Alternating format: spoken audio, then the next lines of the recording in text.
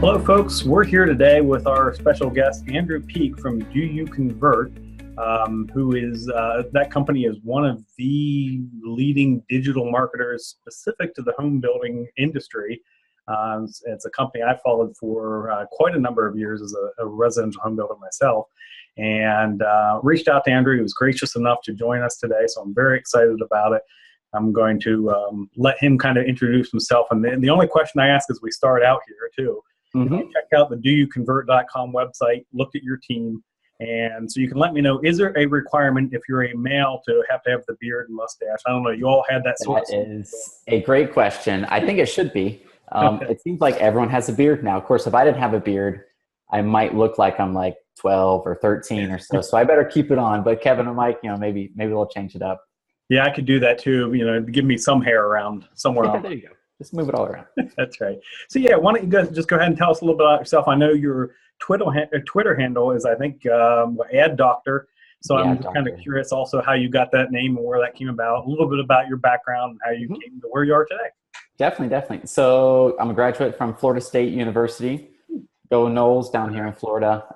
I started in e-commerce, automotive accessories. So this was back in 2010. I've been working in Google Ads. And then I moved from there, moved back down to Tampa, Florida, which is where all my family is and my wife's family, and continued in the automotive e-commerce world, which is quite interesting, really thin margins. Everything is shipped from different warehouses. Most places don't hold any product, so it's just weird as far as just how the market works.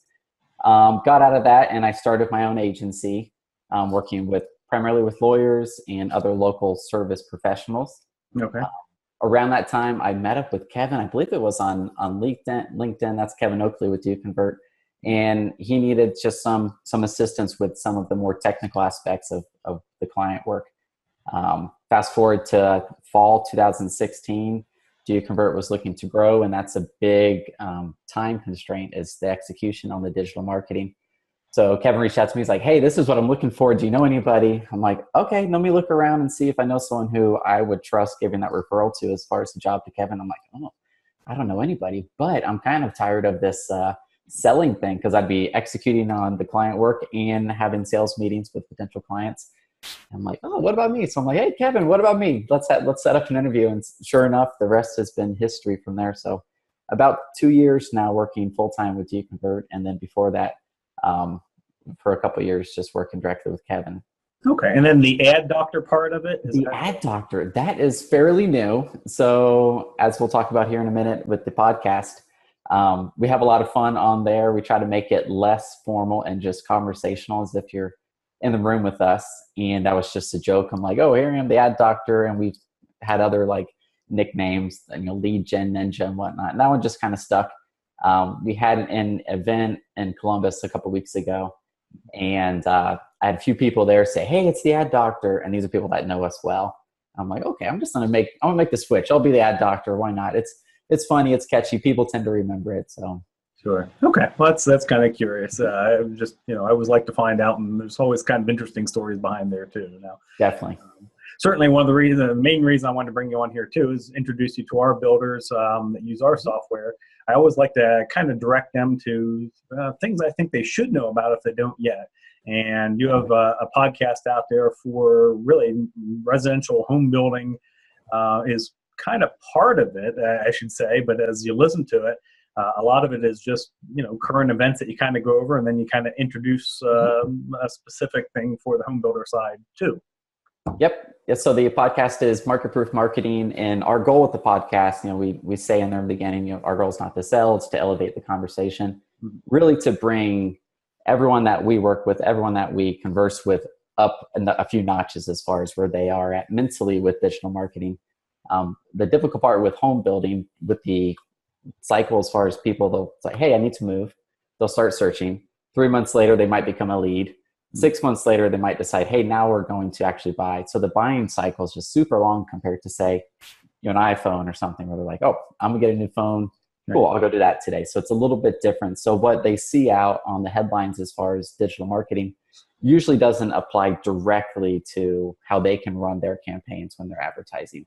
So we're just trying to bridge that gap from what they usually see and what they should do with applications of the big wide web of digital marketing. It's just so many options out there. It can be overwhelming. Yeah, that's for sure. Now you have, I think, 19 episodes out already. So how often do you have a new one released, and how do you keep up with content? I mean, that's tough to do. I have a little blog on the side I do for family home building or family businesses, and I'm not a really good blogger. Every once in a while, I go, I'll post something, but it's tough to do that consistently. And how do you do that? And these are, I mean, they're 20, 25 minute, half hour podcasts at a time. It's not like a 5-minute deal. Yeah, at least, and that's the final product. Usually we'll record for a while. So it kind of came organically. Kevin and I, we talk all the time. We're remote. Kevin's in Ohio. I'm down here in Florida. The rest of the team, we're all remote. So what ended up happening was we would be talking as far as just checking in on clients, and then we'll just deviate from there into industry stuff. And then it was Kevin's idea, like, hey, we're going to start a podcast because we pretty much do this anyways. We just don't record it. We'll try to formalize it a little bit. We have the outline, but it's really just rough. Like, talk about this. It's maybe 100 words as far as what we're going to talk about. So it's pretty easy for us because it's just we use that as a meeting/discussion time that we record, and having the guests on there is lots of fun. But I'm with you. Writing the blog is very tough. Sure. But speaking and just like talking, that's been a lot easier for us. But writing, oh my, yeah, that could be a tough one. You just have to sit down and do it, which is set aside the time. Yeah, you're right on that too. So in the home building industry, I think in general, and again, I've been at 23, 24 years, it's tough to get them into kind of the digital age, or it has been in the past. Are you still finding that, or do you think now we've kind of reached that benchmark where folks are starting to realize you need to do more? I mean, newspapers are pretty much gone anymore. Yeah. I think we've crossed that tipping point where everyone's accepted, hey, this is what we need to do. But yeah, we're definitely behind compared to other industries. I'd say we're like a good 2 to 3 years behind, just technically where everyone else is. But the adoption of it is definitely there. And to me, it depends on the budget and the size of the builder. If they are running a leaner marketing budget, they're really forced to cut out the inefficient marketing and advertising sources and go more digital so they can control it, or like easily spend like, hey, we have an event this weekend. I'm going to promote this for a couple $100. That's very easy compared to like, oh, I need to do a full campaign in a newspaper, and I have no idea if that's going to work or not. So it's been a natural progression. And just as younger people, say millennials, I guess, are put into that mid-level or even management roles on the marketing side, it's definitely been easier for people to embrace digital marketing. Good. Yeah, I think I've been seeing that too as well. Now I was looking also at the site there, and I have to just bring it up. I've read the books that you guys have put out there, from Browsers Buyers by Mike Lyon, and The Presale Without Fail by Kevin. So I just happened to notice, there's no book with your name on it yet, and I just thought, I'd ask if there's anything in the in the future here, any announcements you want to make right here. Oh man, it's no official announcement. That's definitely in the works as far as something at some time. Right. For me, my mind is typically on like the tactical and execution of projects. And for example, just with Facebook in the past, like 10, 11 months, it's like the strategies, like the core strategies of running Facebook ads have changed 3 different times, like from like just the entire thing, like wipe that clean, do it over, wipe that clean, do it over. So I'm like, well, geez, if I would have written a book or a larger ebook or something on this one tactic, that would have been outdated. Like I would have been wrong by the time it comes out. So that's a little difficult on there, but it's definitely a goal of mine to have something published at some point. That's always interesting. I like to know that too, as well. Well, where's the best place? Well, I had one other question I wanted to ask, because podcasts are something I keep trying to get into on different ones. Been listening to yours as well. For someone just joining into a podcast that's already existed, and you have 19 under your belt, is there any strategy or way you recommend you start way back at the beginning, or you just start with today and then work your way backwards? Or how have you found folks usually use podcasts or listen to them? Yeah, I like working backwards, because then you have the most recent content. You go, oh, okay, this was from last week.